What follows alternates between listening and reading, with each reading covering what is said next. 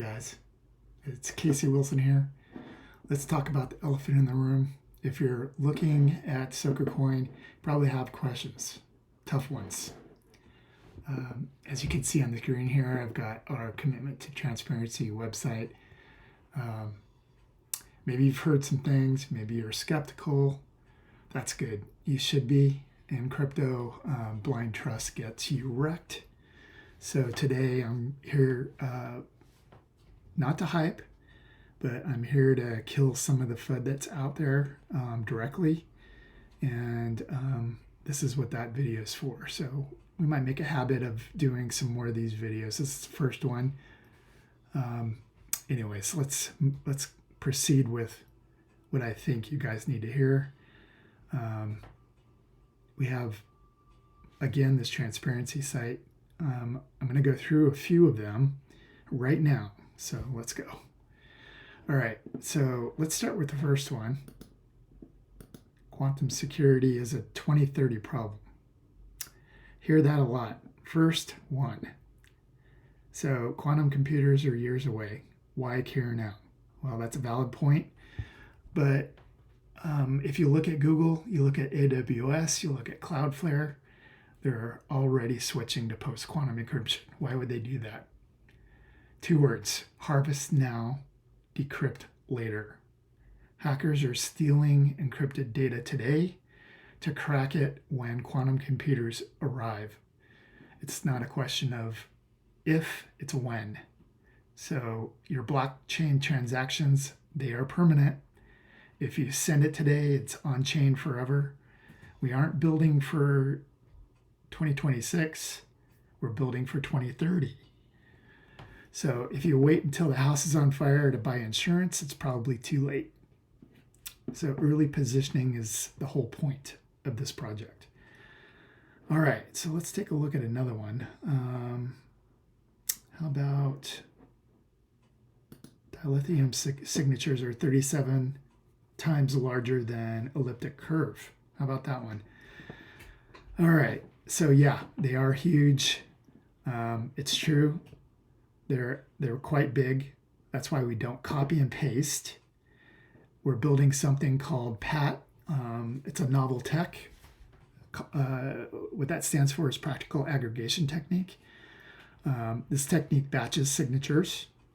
In effect, it compresses, but not technically. But what we're talking about is 25,000 times space savings with that batching technique. So we didn't just pick a heavy algorithm. We engineered a way to make it scale, okay? All right, let's try another one. Dogecoin fork, I hear this one a lot. Let's see here. Okay, so yeah, this is not a Dogecoin fork. This is a fork of the code base. That is correct. A hard fork, no. So we have a new Genesis block with Soqucoin, no history, no airdrop. We took the Dogecoin core, which is battle tested and robust, and we ripped out the engine. Replaced the old crypto with dilithium mill standard DSA 44. That's the NIST standard for post-quantum signatures. And so, yeah, it drives kind of like a truck, but under the hood, it's a completely different beast. And that's engineered by design. All right. Let's go back up to the top here. How about emissions are too high? So I hear this from miners. It'll crash the price because emissions are too high. But if you look at the chart, Dogecoin had the exact same setup. Holders who understood the model made about 1,000 times on their returns. We have 0 pre-mine. That means no VC unlock. No team is dumping on you. The only new coins come from miners. If miners sell, sure, the price is probably going to dip. If they hold, supply constraint. So it's a miner-controlled market. It's not a VC-controlled one. All right. And on that note, the team could dump tokens. Dump what? We have 0 tokens. We mine alongside all of you, and it's the same difficulty, same rules. If we want the SoQ coin, we have to burn electricity for it, just like you. That's a proof of work. Battle tested. All right. Speaking of mining costs money. Script hash rate is priced against LTC Doge. This is another one that comes from the miners, okay? People say mining is expensive. You're competing with Litecoin. Actually, we're not. We use what's called OxPow. That means you could merge mine it.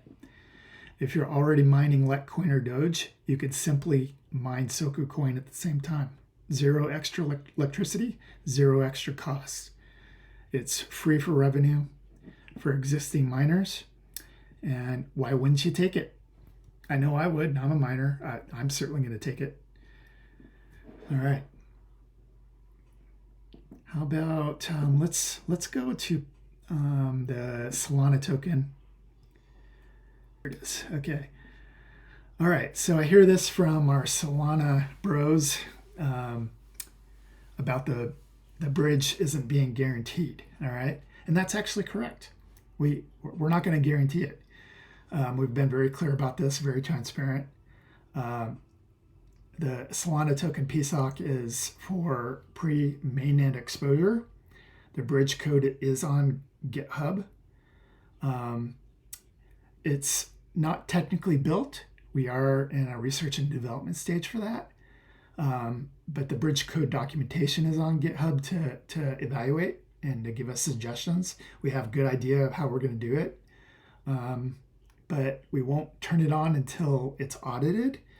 And because part of our foundation mission is security first. If that scares you, don't buy it and wait for mainnet. Maybe that'll give you, a little more confidence that it's going to be happening.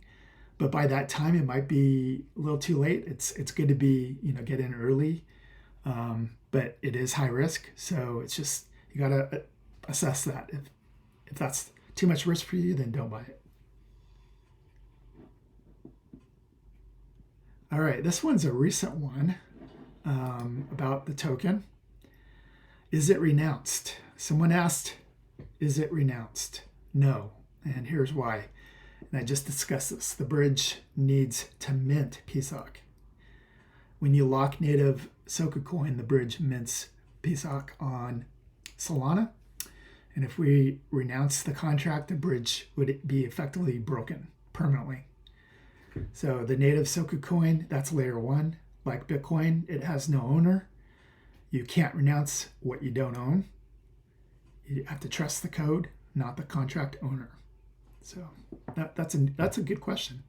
Glad someone asked me about that. Okay, let's go to number 5. This one's about proof of work. Institutions hate it. Well, I don't agree with that. BlackRock has a Bitcoin ETF, Fidelity 2. We're talking over 200 billion is in crypto ETPs. Institutions love security. They love clean launches. They love zero pre-mine. That's us. So we solved the ESG narrative with merge mining, and we solved the security narrative with post-quantum. So we're exactly what they're looking for in my mind. So I totally disagree with that type of FUD. All right. So we're looking at making this project as transparent as possible. We aren't hiding anything. We list everything. We list all of our risk, every concern right on our website. I have a question for you. Who else does that? Most projects hide the bad stuff, and we put it all up front and center. And you have to ask yourself, why are we doing that? In my mind, we're building a new standard for the future. And if you're still skeptical about that, that's good, because you need to verify the code, read the docs. But if you see what I see, then welcome to the ground floor, and see you on the leaderboard. Until next time.